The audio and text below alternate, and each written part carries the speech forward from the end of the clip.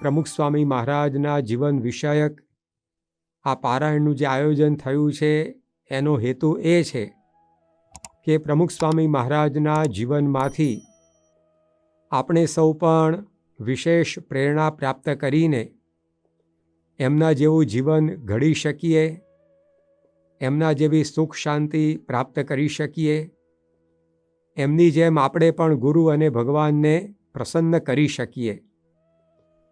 કારણ કે પ્રમુખ સ્વામી મહારાજ એવું ઉદાત્ત અને ભવ્ય અને દિવ્ય જીવન જીવ્યા છે કે તેઓના જીવનમાંથી હજારોએ પ્રેરણા મેળવી છે અને હજુ એ મેળવી રહ્યા છે.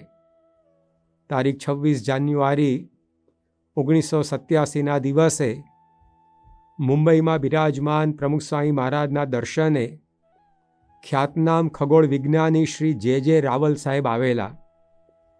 તેઓએ સ્વામી બાપા સાથેના વાર્તાલાપ દરમિયાન એક વાત એ કરેલી કે સ્વામીજી, આપના વિશે જે કંઈ પણ સાહિત્ય જ્યાં પણ પ્રકાશિત થાય છે એ હું અચૂક વાંચું છું અને આપ શું કહેવા માગો છો એ સમજવાનો પ્રયત્ન કરું છું. આવો જ અહોભાવ, આવો જ અનુભવ સાંકરી વિસ્તારના એટલે કે દક્ષિણ ગુજરાત વિસ્તારના એક અગ્રણી સમાજસેવક શ્રી વલ્લભભાઈએ પણ સ્વામી બાપા સમક્ષ રજૂ કરેલો. તારીખ 5 સપ્ટેમ્બર 1989ના દિવસે જ્યારે આ સમાજસેવી આગેવાન પ્રમુખ સ્વામી મહારાજને મળ્યા ત્યારે તેઓએ સ્વામીજીને જ કહેલું કે આપનું મનોબળ ખૂબ જ મજબૂત છે, આપનો નિર્ણય ક્યારેય ફર્યો ફરે નહીં, આપની આયોજન શક્તિ પણ ખૂબ છે અને હું આપના જીવનનો નિયમિત અભ્યાસ કરું છું. તો સમાજ સેવાનું ક્ષેત્ર હોય કે વિજ્ઞાનનું ક્ષેત્ર હોય કે કોઈ પણ ક્ષેત્રની વ્યક્તિને પ્રમુખ સ્વામી મહારાજના જીવનમાંથી કંઈક વિશેષ પ્રાપ્ત થતું. બેન્કિંગ ક્ષેત્રના નામાંકિત વ્યક્તિ શ્રી કામત સાહેબે એકવાર સંતોને જણાવેલું કે પ્રમુખ સ્વામી મહારાજે રાજસ્થાનના મકરાણામાં રહીને પથ્થરો માટે મંદિરોના જે પથ્થરો લાવવાના હતા એ બાબતે જે પરિશ્રમ કર્યો છે, કઠિન પરિસ્થિતિઓનો સામનો કર્યો છે, તો એ એમનો જે પ્રસંગ છે એને હું કાયમ નજર સમક્ષ રાખું છું અને મુશ્કેલ પરિસ્થિતિઓમાંથી કેવી રીતે આગળ આવવું અને બહાર નીકળવું એ પ્રેરણા સ્વામીજીના પ્રસંગમાંથી મળે છે. તો આ રીતે અસંખ્ય લોકો એ પ્રમુખ સ્વામી મહારાજના જીવનમાંથી આજે પણ એવી પ્રેરણા પ્રાપ્ત કરી રહ્યા છે. જેમ વહેતી સરિતામાંથી અનેક લોકો પાણી પીને પોતાની તરસ છિપાવે, એમ પ્રમુખ સ્વામી મહારાજની જીવન સરિતામાંથી અનેક લોકો વિવિધ પ્રકારે પ્રેરણાનું આચમન કરીને પોતાના જીવનને ધન્ય કરી રહ્યા છે. કારણ કે સ્વામીશ્રીનું જીવન એવા સદ્ગુણોથી સભર હતું.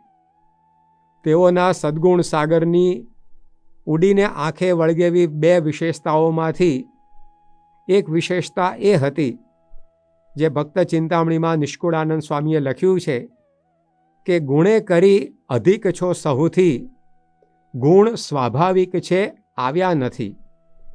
પ્રમુખ સ્વામી મહારાજના જીવનમાં હિલોડતા સદ્ગુણ સાગરની વિશેષતા એ હતી કે તેઓમાં જે સદ્ગુણો જોવા મળતા એ એમને સહજ સિદ્ધ હતા, અનાદિ સિદ્ધ હતા.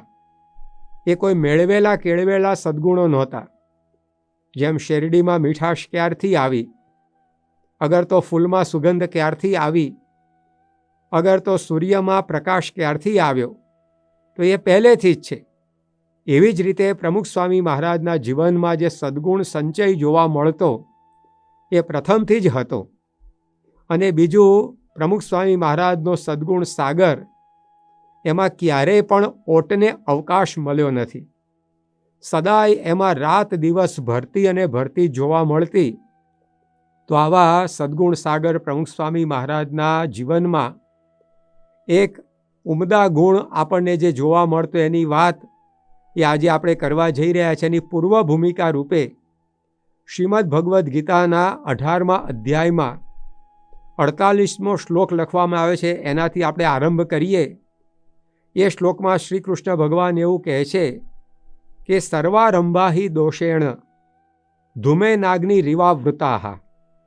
જેમ અગ્નિ છે ધુમાડાથી આવરાયેલો હોય છે, એમ મનુષ્યોના પ્રત્યેક આરંભ એમાં કંઈક ને કંઈક દોષ એ પ્રવેશી જાય છે. મનુષ્ય માત્રના કર્મને ઘણા બધા પરિબળો દૂષિત કરે છે. એમાંનું એક મુખ્ય પરિબળ હોય, મોટું પરિબળ હોય તો એ માન છે, અહંકાર છે. તુલસીદાસજીએ લખ્યું, કનક તજ્યો કામિની તજ્યો, તજ્યો ધાતુ કો સંગ, તુલસી લઘુ ભોજન કરી જીવે માન કે રંગ.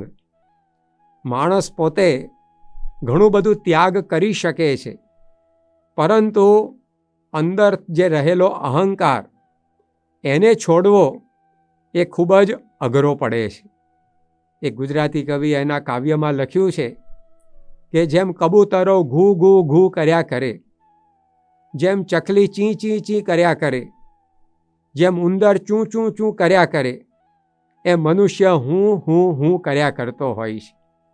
પરદેશના એક ટેલિફોન એક્સચેન્જમાં એક સર્વેક્ષણ કરવામાં આવ્યું કે પારસ્પરિક વાર્તાલાપમાં મનુષ્ય દ્વારા સૌથી વધારે વપરાતો શબ્દ કયો છે, તો એ આવ્યો હતો આઈ, એટલે કે હું. તો સર્વસામાન્યપણે મનુષ્યના જીવનમાં અહમની બોલબાલા છે ને બબાલ પણ એની જ હોય છે.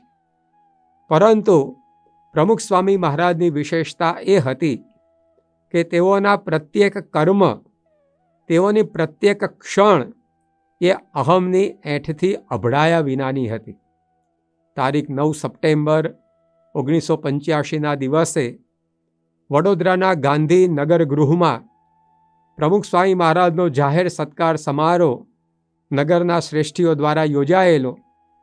એ સમારંભમાં સંબોધન કરતા તત્કાલીન મેયર શ્રી ડૉક્ટર જતીનભાઈ મોદીએ એવું કહેલું કે કાર્ય કરવું તો સહેલું છે, પરંતુ અહમ મુક્ત થઈને કાર્ય કરવું એ ખૂબ જ અઘરું છે. પ્રમુખ સ્વામી મહારાજ એ રીતે કાર્ય કરી રહ્યા છે, અને એટલે જ તેઓ જ્યાં જાય છે ત્યાં તેઓ થકી સૌને શાંતિ મળે છે. તો આ પ્રમુખ સ્વામી મહારાજનો અનુભવ એ સૌને થતો કે પ્રમુખ સ્વામી મહારાજ કાર્ય જે કરતા તેમાં ક્યારેય પણ કોઈને પણ ક્યાંય પણ અહમની દુર્ગંધ અનુભવવા મળતી નહોતી.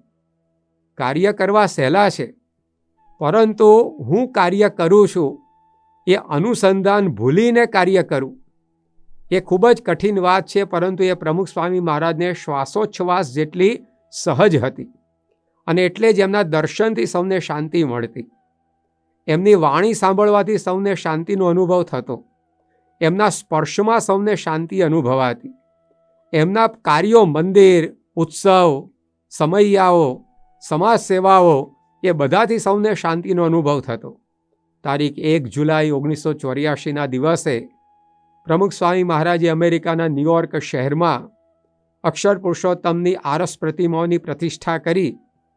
ત્યાર પછીના દિવસ તારીખ 2 જુલાઈના દિવસે સાંજના સમયે એક અમેરિકન મુમુક્ષુ શ્રી માઇકલ ડુન્સ સ્વામી બાપાને મળવા માટે આવેલા, અને તેઓએ સ્વામી બાપાને મળ્યા પછી પોતાનો અનુભવ વ્યક્ત કરેલો કે આ સ્વામીજીને મળતા મને અનંત શાંતિનો અનુભવ થયો છે. તો પ્રથમ જ પરિચયમાં સૌને આ એક અનુભૂતિ થતી કે શાંતિ આ સત્પુરુષમાં રહેલી છે. એનું કારણ એ અહીંયા આપણને જાણવા મળ્યું કે આ મેયરશ્રીએ જણાવ્યું કે પ્રમુખ સ્વામી મહારાજ અહમ શૂન્ય થઈને દરેક કાર્ય કરે છે, અને એટલે તેઓ જ્યાં જાય ત્યાં શાંતિનો અનુભવ સૌને થાય છે. તો આ સ્વામી બાપાની જે અહમ શૂન્યતા, અમાનિત્વ, નિર્માનીપણું, નમ્રતા એ એમના સદ્ગુણ સાગરનું એક ઝળહળતું રત્ન છે. એમના જીવનની અંદર એ હર હંમેશ આપણને જોવા મળતું. પ્રમુખ સ્વામી મહારાજ અહમ શૂન્ય થઈને દરેક કાર્ય કરતા એની એક નિશાની આપણને જોવા મળે છે કે તેઓ નાનામાં નાની સેવામાં સહજપણે પરોવાઈ શકતા હતા. આજે સંસ્થાના પ્રમુખ હતા, લાખોના ગુરુ હતા, સમાજમાં સૌના પૂજ્ય હતા, સન્માન્ય હતા, છતાં પણ નાનામાં નાની સેવા કરવામાં સ્વામીજીને ક્યારેય પણ લેશ પણ સંકોચ થતો નહીં. તારીખ 21 મે 1950ના દિવસે પરમ પૂજ્ય સ્વામી બાપાને બ્રહ્મ સ્વરૂપ શાસ્ત્રીજી મહારાજે BAPS સંસ્થાના પ્રમુખ પદે નિયુક્ત કર્યા. તે વખતે તેઓની ઉંમર માત્ર 28 વર્ષની હતી. પરંતુ આવી એક વિશાળ સંસ્થા, એનું નેતૃત્વ એ સ્વામી બાપાના હાથમાં શાસ્ત્રીજી મહારાજે સોંપ્યું. તે સમયે જે પ્રાસંગિક સભા થયેલી, એ સભા બાદ સૌ સભાસદો માટે ત્યાં જ ભોજન સમારંભનું પણ આયોજન હતું. અને એ ભોજન સમારંભ પૂરો થયો ત્યારે લગભગ 100 વ્યક્તિના જમણવાર પછી જે વાસણોનો ઢગલો થયેલો, તો એ બધા જ વાસણો એ પ્રમુખ સ્વામી મહારાજે પોતે ઉટક્યા હતા. એમણે કોઈને મદદમાં પણ બોલાવ્યા નહીં અને સ્વયં એમણે પોતે આ સેવા કરેલી. જે દિવસે પોતાની પ્રમુખ પદે નિયુક્તિ થઈ, એ અવસરને હજી માંડ 3 કલાક પણ પૂરા થયા નહોતા. એ સમયે પ્રમુખ સ્વામી મહારાજ પોતે આ એઠા વાસણ જે ગૃહસ્થ ભક્તોના એ ઉટકવાની સેવામાં પરોવાઈ ગયા, એ આપણને સમજાવે છે કે તેઓ અહમ શૂન્ય પ્રમુખ હતા, અહમ શૂન્ય ગુરુ હતા. બાકી આવા સમયે, આવા દિવસે આ પ્રકારનું કાર્ય ન થઈ શકે. સમજવા પૂરતું દ્રષ્ટાંત લઈએ તો કોઈ વ્યક્તિના, ધારો કે જે દિવસે લગ્ન હોય, જે દિવસે પોતે વરરાજો બન્યો હોય, ઘોડે ચડ્યો હોય, એ દિવસે એ પોતાની થાળી પણ ન ઉટકે. બીજા દિવસથી બધાની ઉટકતો થાય એ વસ્તુ જુદી છે ઘરમાં, પરંતુ જે દિવસે પોતાનું લગ્ન હોય, એ દિવસે પોતાની થાળી કોણ ઉટકે? તો પોતાની ન ઉટકે તો બીજાની કેવી રીતે ઉટકાય? તો પ્રમુખ સ્વામી મહારાજ પોતે આવા એક પ્રતિષ્ઠિત પદ ઉપર જે દિવસે આરૂઢ થયા, પ્રમુખ બન્યા, તે દિવસે એમણે પોતે આ સેવા કરી. તો એ સમજાવે છે કે એમના જીવનની અંદર કોઈ પણ પ્રકારનું માન નહોતું. અને આ એમની જીવનશૈલી, દુનિયામાં ભાગ્યે જ કોઈ પ્રમુખ હશે કે જેની કારકિર્દીના પ્રથમ પાને આવી સેવા લખાઈ હોય. તો આ પ્રમુખ સ્વામી મહારાજની જે જીવનશૈલી, એ કોઈ એક દિવસની વાત નહોતી. અહીંયાથી લઈને છેક સુધી, અને તે પહેલાં પણ એમના જીવનમાં આવી નીચી ટેલની સેવાઓ, એમાં તેઓ સહજપણે જોડાઈ ગયા હોય એવા સેંકડો પ્રસંગો આપણને જોવા મળે છે. તારીખ 6 નવેમ્બર 1965ના રોજ પ્રમુખ સ્વામી મહારાજ વસો મુકામે પધારેલા, અને ત્યાં તેઓનો ઉતારો જે સ્થળે હતો, તે દિવસની સવારે પ્રમુખ સ્વામી મહારાજ જ્યારે શૌચાલયમાં ગયા, તો ત્યાં આગળ થોડુંક અસ્વચ્છ એમણે જોયું. તો સ્વામીજી જાતે એ જે કંઈ મેલું હતું એ બધું સાફ કરવા મંડી પડ્યા. તેઓ પોતાની સાથેના સેવકોને કે સ્થાનિક ભક્તોને આ સાફસૂફી કરવાનું કહી શક્યા હોત, પરંતુ સ્વચ્છતા એ સ્વામી બાપાની મનપસંદ બાબત હતી. સેવા એ એમનો મનપસંદ ગુણ હતો, અને અહમ શૂન્યતા એ એમનો સહજ સ્વભાવ હતો. તો પ્રમુખ સ્વામી મહારાજે પ્રમુખ પદે 15 વર્ષ વીતી ગયા પછી પણ આ સંડાસ સાફ કરવાની સેવા તે વખતે કરેલી. એ પ્રમુખ સ્વામી મહારાજ ડિસેમ્બર 1966માં પેટલાદ પધારેલા, અને ત્યાં એક હરિભક્ત શ્રી મોહનભાઈના તેમનો ઉતારો હતો. એ ઉતારામાં જ્યારે સવારે સ્વામી બાપા બાથરૂમમાં સ્નાનાદિ કરવા માટે ગયા, તો ત્યાં આગળ તેઓની નજરે થોડો બગદો પડ્યો. તો એ સ્વામીશ્રીએ પોતે જે કચરો હતો, જે કંઈ અસ્વચ્છ બધું હતું, એ જાતે કચોટો મારીને સાફ કરી નાખ્યું. કોઈને બોલાવ્યા પણ નહીં. તો આ એમના જીવનની અંદર એ જે રીતે, જેમ પાણી પોતે ઢાળ ઉપરથી નીચે દડી પડે, એમ સ્વામીશ્રી જે સાહજિકતાથી આવી નીચી ટેલની સેવાઓમાં પરોવાઈ જતા, એ આપણને સમજાવે છે કે તેઓ જે કંઈ પણ કાર્ય કરતા એ અહમ શૂન્ય થઈને કરતા. પ્રમુખ સ્વામી મહારાજનો ગુરુપદે બિરાજ્યા પછી સર્વપ્રથમ જન્મજયંતિ મહોત્સવ ધર્મજ મુકામે ઉજવાઈ રહેલો. લગભગ 11 દિવસનું એ આયોજન હતું. એમાં મુખ્ય દિવસ એ 26 નવેમ્બર 1971નો હતો, કે જે દિવસે સ્વામી બાપાની 51મી જન્મજયંતિ ઉજવવાની હતી. એ દિવસની સવારે સ્વાભાવિકપણે જ જે કંઈ બધા હરિભક્તો ત્યાં લાભ લેવા આવેલા એ સ્વામી બાપાના પ્રાતઃ પૂજાના દર્શનમાં જવા માટે ઉતાવળા હોય એટલે પોતાની જે પ્રાતઃ ક્રિયા હોય એ પણ બધા ઝડપથી આટોપતા હતા. એમાં સ્વામી બાપાનો જે આ ઉતારો હતો એની આસપાસમાં જ ઘણા બધા ભક્તોનો પણ નિવાસ હતો. તે બધા હરિભક્તો વહેલા ઉઠી ઝટપટ દાંતણ પાણી કરતાં કરતાં સ્નાન વગેરે આટોપીને સભા મંડપની અંદર પહોંચી ગયા હતા. પરંતુ તેઓ દ્વારા જે દાંતણ થયેલા એ દાંતણની એંઠી ચીરીઓ એ જ્યાં ત્યાં બધી વેરાયેલી પડેલી. પ્રમુખ સ્વામી મહારાજ જાગ્યા તે સમયે તેઓ પણ આ બધી દેહક્રિયાઓમાં પરોવાયા ત્યારે તેઓની નજરે આ દાંતણની એંઠી ચીરીઓ પડી અને સ્વામી બાપાએ તેઓની જન્મજયંતિની સવારે એ હરિભક્તોની એઠા દાંતણની ચીરીઓ ઉપાડી અને કચરાપેટીમાં નાખી દીધી. તો આ એમના જીવનની અંદર એ વર્તન જે જોવા મળતું એ આપણને પુરાવો આપે છે કે સ્વામીજીના જીવનમાં કોઈ પ્રકારનો અહમ નહોતો. જન્મજયંતિ એ સન્માનની સવાર નહીં પરંતુ સેવાની સવાર એ એમના જીવનમાં ઉગી, કારણ કે તેઓ એવા અહમ શૂન્ય ગુરુ હતા. તો એમના જીવનમાં ડગલે ને પગલે આવા પ્રસંગો એ બનતા રહેતા. સન 1984ના એપ્રિલ માસમાં પ્રમુખ સ્વામી મહારાજ ઇંગ્લેન્ડમાં મિડલેન્ડ્સની અંદર પ્રેસ્ટન શહેરમાં પ્રતિષ્ઠા કરવા માટે પધારેલા. 22મી તારીખે ત્યાં પ્રતિષ્ઠાનો દિવસ હતો.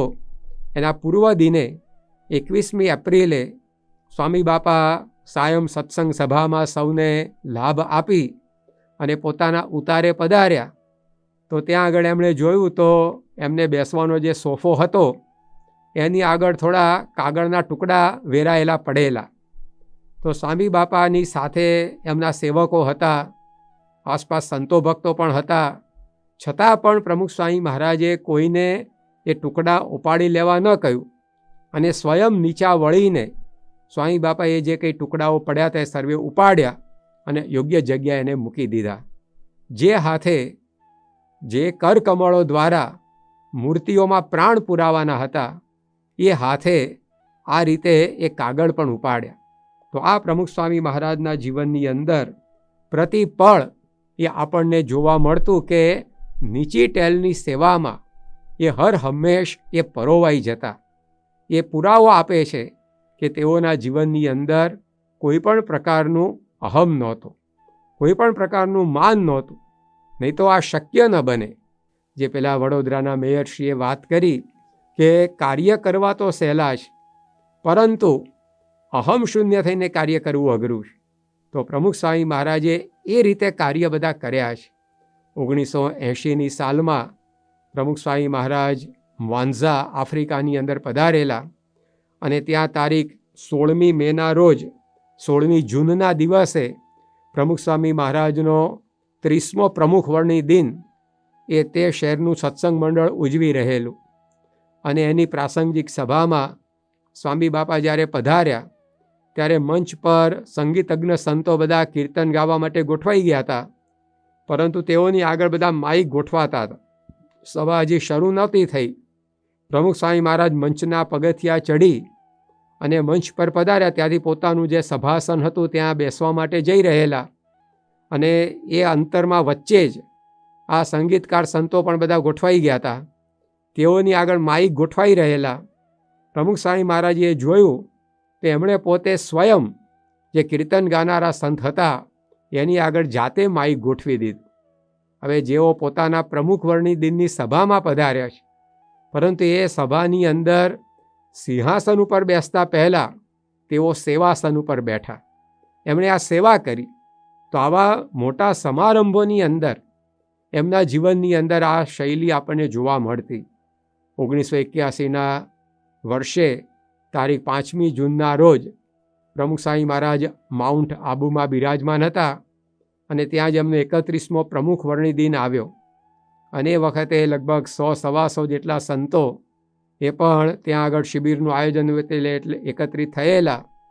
તો જ્યારે આ પ્રમુખ વર્ણી દિનની સવારની સભા પૂર્ણ થઈ ત્યાર પછી સંતો જુદી જુદી સેવામાં પ્રવૃત્ત થયા. એમાં કેટલાક સંતો રસોડાની સેવામાં હતા, એ જ્યાં આગળ સભા થઈ હતી એ હોલમાં જ એ શાકભાજીમાં જે કંઈ ચોળા વગેરેની શીંગો હતી એ ફોલવા માટે બેઠા. તો પ્રમુખ સ્વામી મહારાજ પણ પોતે સંતો સાથે આ શીંગો ફોલવા માટે બેસી ગયા. તો જે પહેલાં પ્રમુખ વર્ણિદીને એમણે વાસણ ઉટકવાની સેવા કરેલી, 3 દાયકા એ ઘટનાને પૂરા થયા પછી પણ એમનો આવો નીચી ટેલની સેવા કરવાનો ઉત્સાહ એ કદી મંદ પડ્યો નહોતો. એના ઉપરથી આપણને ખ્યાલ આવે છે કે એમના જીવનની અંદર એ પોતે કાયમ અહમ શૂન્ય થઈને વર્તતા. તો જ આ પ્રકારનું કાર્ય થઈ શકે. 1988માં પ્રમુખ સ્વામી મહારાજ વિદેશ યાત્રાએ પધારેલા અને 281 દિવસની એ સુદીર્ઘ વિદેશ યાત્રા જેવી દીર્ઘ હતી એવી જ એ દમામભરી પણ વિદેશ યાત્રા હતી. કારણ કે 9 મહિનાના સમયગાળા દરમિયાન પ્રમુખ સ્વામી મહારાજનું વિદેશની 4 પાર્લામેન્ટોમાં સન્માન થયેલ. બ્રિટિશ પાર્લામેન્ટની અંદર સ્વામી બાપાને હાઉસ ઓફ કોમન્સમાં પધરાવીને ત્યાંના સાંસદોએ ધન્યતા અનુભવેલી શિલ્ડ અર્પણ કરીને સ્વામી બાપાનું બહુમાન કરેલું. એ જ રીતે કેનેડા દેશની પાર્લામેન્ટે પણ તેઓને સંસદના ચાલુ સત્રે પધરાવીને સન્માનિત કરેલા. એ પ્રમાણે કેન્યા અને વેસ્ટ ઇન્ડિઝની પાર્લામેન્ટમાં પણ તે દેશોના આગેવાનોએ સ્વામીશ્રીને પધરાવેલા. તો આવા તો ઘણા બધા વિશેષ કાર્યો એ આ 1988ની વિદેશ યાત્રા દરમિયાન થયા. એટલે સ્વામી બાપા 1989ના જાન્યુઆરીમાં ભારત પરત ફર્યા ત્યારે તેઓ જ્યાં જાય ત્યાં તેઓનું અપ્રતિમ સન્માન થતું. અને જે નાનું ગામ હોય કે નગર હોય કે મેટ્રોપોલિટન સિટી હોય, દરેક જગ્યાએ પ્રમુખ સ્વામી મહારાજના આ પ્રકારે સ્વાગત સન્માન થતા. એ સન્માનની શૃંખલામાં પ્રમુખ સ્વામી મહારાજ જ્યારે અમદાવાદની અંદર પધાર્યા ત્યારે અમદાવાદની અંદર પણ ગુજરાત હાઈકોર્ટના પૂર્વ મુખ્ય ન્યાયમૂર્તિ એવા શ્રી બીજે દિવાન સાહેબના અધ્યક્ષપણા નીચે લગભગ 60 જેટલા અમદાવાદના અગ્રણીઓએ એક નાગરિક સન્માન સમિતિનું આયોજન કરેલું, રચના કરેલી. અને સન્માન સમિતિ દ્વારા સમગ્ર અમદાવાદને આ પ્રકારે આમંત્રણ આપવામાં આવેલું સ્વામી બાપાના સન્માન સમારંભમાં. અને એ સન્માન સમારંભ તારીખ 22મી ફેબ્રુઆરી 1989ના રોજ યોજાયેલો. ગુજરાત વિદ્યાપીઠના મેદાનની અંદર ભવ્ય એ સભા થયેલી. અને એ સભાની અંદર સંબોધન કરતા આ બીજે દિવાન સાહેબે વાત કરેલી કે પ્રમુખ સ્વામી મહારાજ આટલા ઉચ્ચ સ્થાને બિરાજમાન છે, તેઓ BAPS સંસ્થાના પ્રમુખ છે, છતાં તેઓને 25 વર્ષ પહેલાં મેં સારંગપુરમાં ગાર, માટી અને છાણ લીપતા જોયા છે. તેઓના મનના ખૂણામાં પણ, અંતરના પણ કોઈ ખૂણે એવું નથી કે હું આ સંસ્થાનો પ્રમુખ છું તો આવું કામ મારાથી કેવી રીતે થઈ શકે. પ્રમુખ સ્વામી મહારાજમાં કોઈ અભિમાન નથી. આ પ્રકારની વાત તેઓએ પોતાનો અનુભવ એ આ જાહેર સન્માન સમારોહમાં એ રજૂ કરેલો. તો આ રીતે પ્રમુખ સ્વામી મહારાજનું આવું એક નમ્રતાભર્યું જે જીવન એ દરેકને એ પ્રકારે સ્પર્શી જતું. તો આ 26 ફેબ્રુઆરી 1989ના દિવસે જે અમદાવાદની અંદર સભા થઈ એની અંદર દિવાન સાહેબે પોતે આ પ્રકારની ઉર્મિઓ વ્યક્ત કરેલી.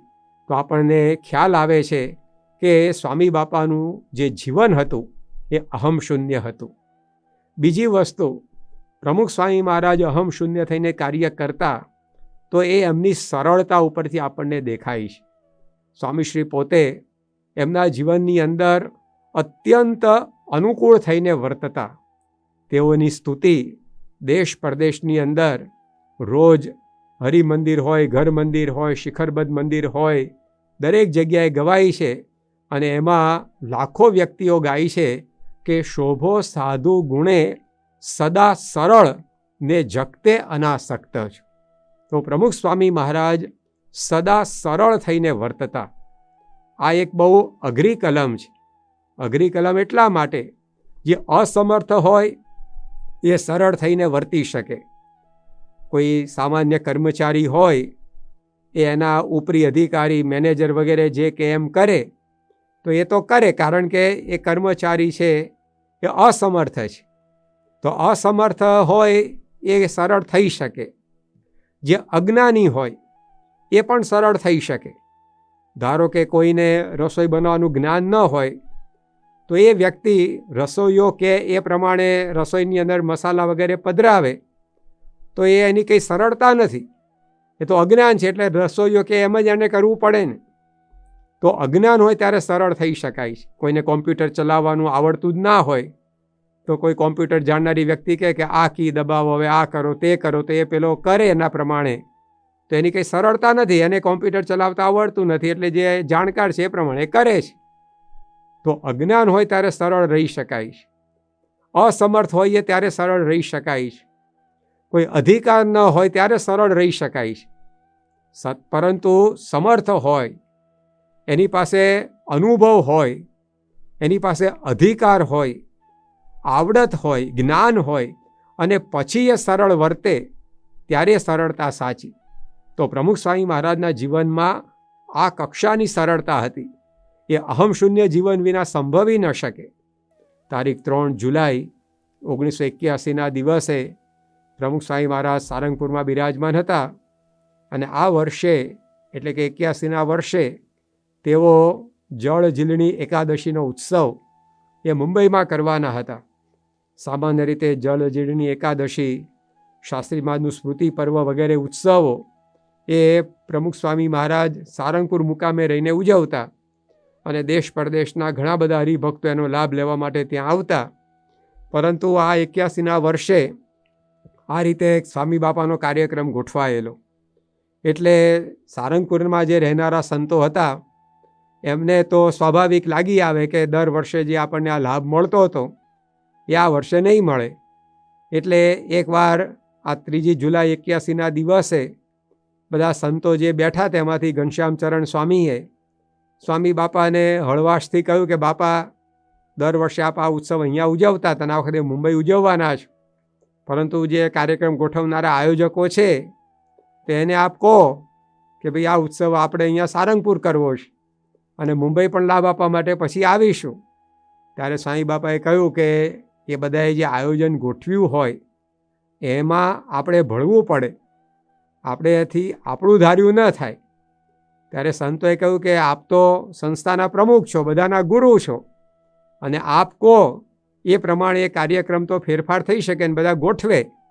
ત્યારે સ્વામી બાપા બોલ્યા કે ના, આપણાથી આપણા મનનું ધાર્યું ન થાય અને સંતોએ જે ગોઠવ્યું હોય તે પ્રમાણે આપણે એની અંદર ભળી જવું પડે. આ જે સરળતા છે, સમર્થ થઈને પણ સરળ રહેવું.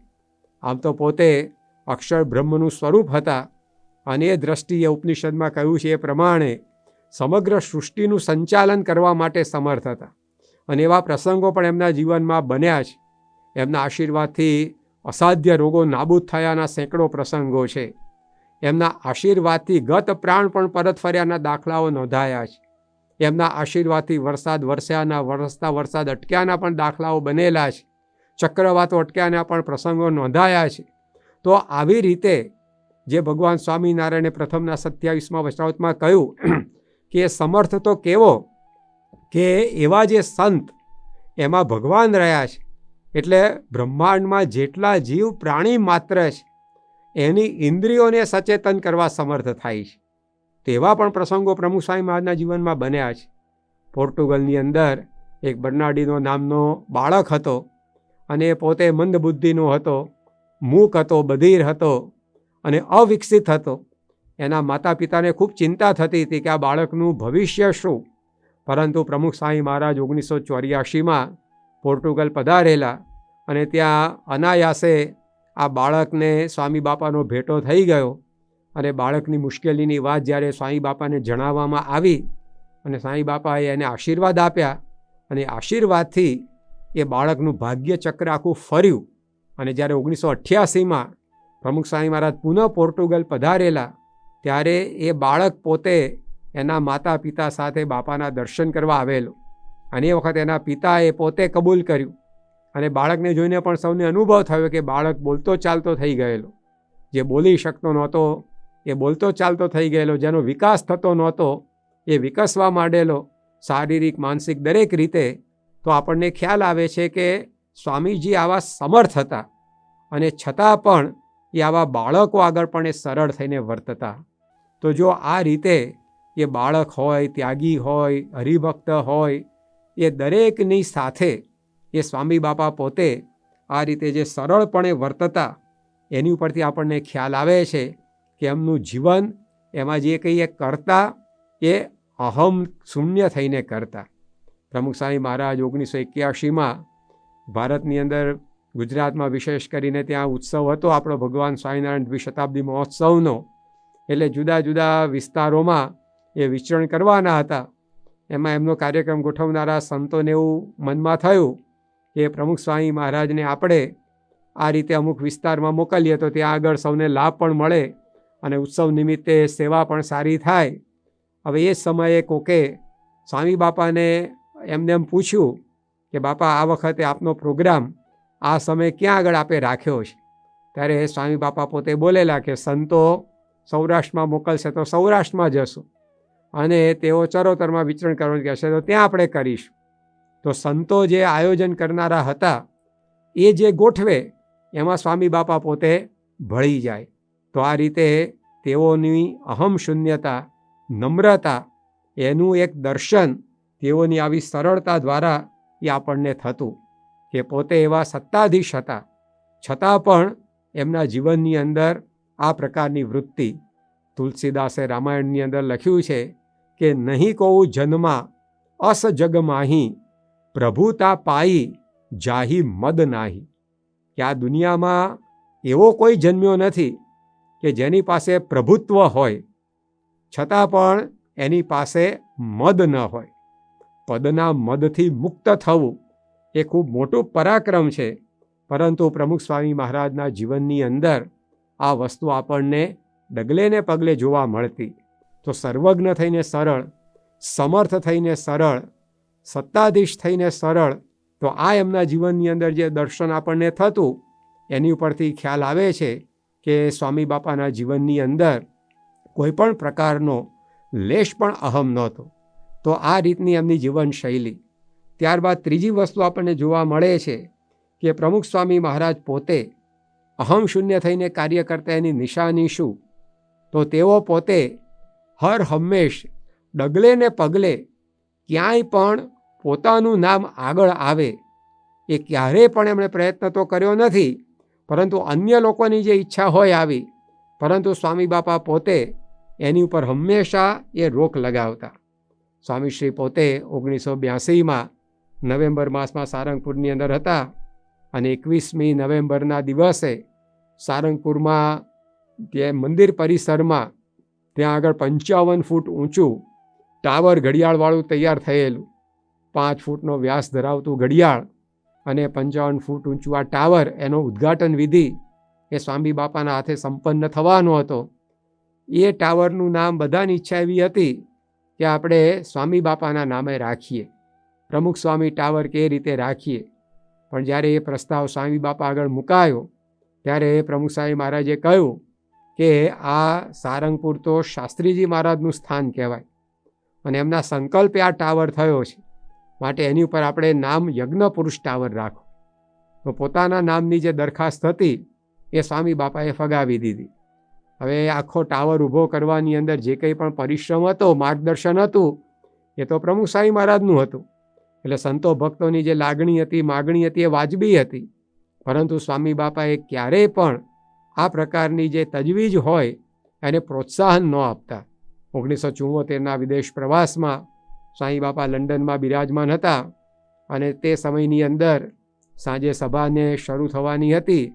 તે વખતે સ્વામી બાપાએ સંતોને કહ્યું કે ધૂન ગાઓ, અને હરિપ્રકાશદાસ સ્વામી હતા, એમણે પોતે ધૂન શરૂ કરી. તો એ ધૂનની પહેલી જ કડી ગવાઈ કે સ્વામિનારાયણ બોલ મનવા, અને તરત પ્રમુખ સ્વામીમાં બોલ્યા કે આ નહીં, બીજી ધૂન ગાઓ.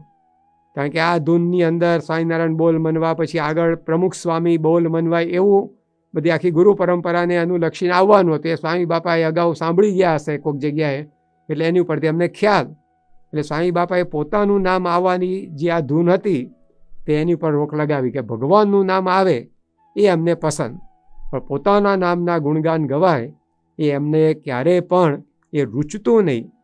જ્યારે જ્યારે પણ કોઈ પણ સંકુલો સાથે સ્વામી બાપાનું નામ સાંકળવાની પ્રક્રિયા થાય ત્યારે સ્વામી બાપા પહેલી જ વાર વાત મુકાઈને તરત ના પાડતા, પરંતુ કોઈક દાતા હોય, સંતો ભક્તો એનો અતિશય આગ્રહ થાય ત્યારે કમ અને પછી એ વાતને પડતી મૂકતા. સંમતિ તો આપતા જ નહીં, પરંતુ એ પોતે વાતને પડતી મૂકતા અને હરિભક્તો, સંતો, દાતાઓ પોતાની ગુરુ ભક્તિ દાખવવા સારું એ સ્વામી બાપાના નામે જે તે સંકુલ કરતા, પરંતુ સ્વામી બાપાની એમાં લેશ મરજી એ કોઈને પણ એ જણાતી નહીં. પ્રમુખ સ્વામી મહારાજ જ્યારે કડી મુકામે પધાર્યા તારીખ 13-10-1989 રોજ, અને ત્યાં પ્રમુખ સ્વામી સાયન્સ કોલેજનો ખાતવિધિ થવાનો હતો, તો એ દિવસની સવારે પ્રમુખ સ્વામી મહારાજે વરિષ્ઠ સંતોને વાત કરેલી અલ્પાહાર પછી કે આ કોલેજની સાથે યોગીજી મહારાજનું નામ સંકળાયું હોત તો સારું હતું, આપણું નામ કેમ સાંકળ્યું? તો આ પ્રમુખ સ્વામી મહારાજની ભાવના. એ જ રીતે પ્રમુખ સ્વામી મહારાજ જ્યારે નૈનપુરની અંદર પધાર્યા તારીખ 2 માર્ચ 1990ના દિવસે, ત્યાં આગળ પ્રમુખ સ્વામી વિનય મંદિર એ નામે શાળાનો શુભારંભ થવાનો હતો. તેમાં પણ પ્રમુખ સ્વામી મહારાજે કહ્યું કે આ નૈનપુર તો શાસ્ત્રીજી મહારાજનું ધામ કહેવાય, ત્યાં તો શાસ્ત્રીજી મહારાજના નામ સાથેની શાળા આપણે રાખવી જોઈએ, શાસ્ત્રીજી મહારાજનું નામ જાહેરમાં આગળ આવે એ સારું. તો આ રીતે જ્યારે જ્યારે પણ કંઈ જુદા જુદા સંકુલો સાથે પોતાનું નામ સાંકળવાની વાત આવે ત્યારે સ્વામીશ્રી હંમેશા એ વાતનો છેદ ઉડાડતા. તો આવા બધા પ્રસંગો પરથી આપણને ખ્યાલ આવે છે કે એમનું જીવન એ સંપૂર્ણ અહમ શૂન્ય હતું. એમાં કોઈ પ્રકારનો અહંકાર નહીં, કોઈ પ્રકારનું માન નહીં, દાસના દાસ થઈને સેવા કરવાની વાત એ એમના જીવનની અંદર હંમેશા જોવા મળતી. તો પ્રમુખ સ્વામી મહારાજ જે સદ્ગુણ સાગર હતા, એ સદ્ગુણ સાગરનું આ એક ઝળહળતું રત્ન એમની નમ્રતા, એમની અહમ શૂન્યતા અને આ વિશેષ પ્રસંગો આવતીકાલના પારાયણની અંદર આપણે આગળ વધારીશું. શ્રી સ્વામિનારાયણ ભગવાનની જય. આવી વધુ કથા સાંભળવા શ્રવણમાલા ચેનલને સબસ્ક્રાઇબ કરો